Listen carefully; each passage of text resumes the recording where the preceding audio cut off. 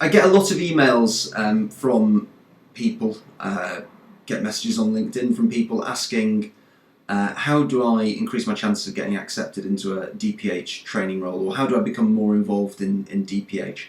And I think that they're two different questions. I think there's loads of ways that you can become involved more in dental public health, and ways that you can engage with groups and committees which might elicit population oral health change.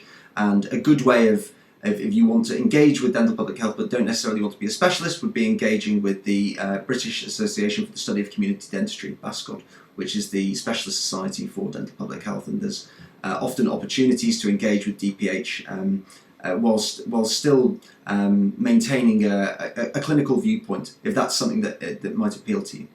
In terms of those who might want to pursue a career within dental public health and pursue specialty training,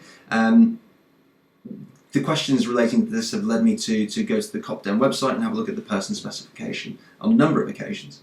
And I know that many people say that they feel the person specification is vague in the way that it talks about that career progression is consistent with personal circumstances, and that present level of achievement is commensurate with the totality of training to date.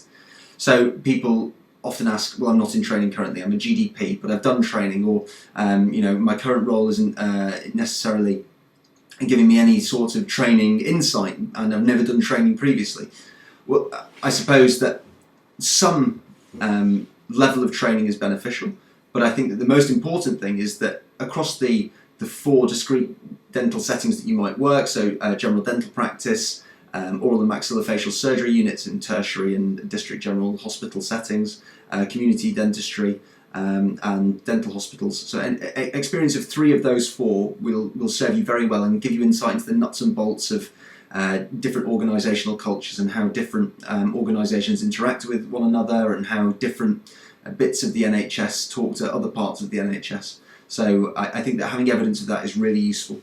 At least one full cycle audit would be really good as well, because this will show you that you have dedication to pursuing a specialty training post. But also in dental public health, we're very concerned with how we demonstrate improvement to services. So knowledge and understanding of audit will serve you well in a specialty training post. I think also to show commitment to any specialty training post, you should try and do at least one peer review publication as a second author or higher. I can understand this can be quite daunting, but it certainly doesn't have to be on a dental public health specific subject. And when I came into training, a majority of my papers that I had written were nothing to do with dental public health.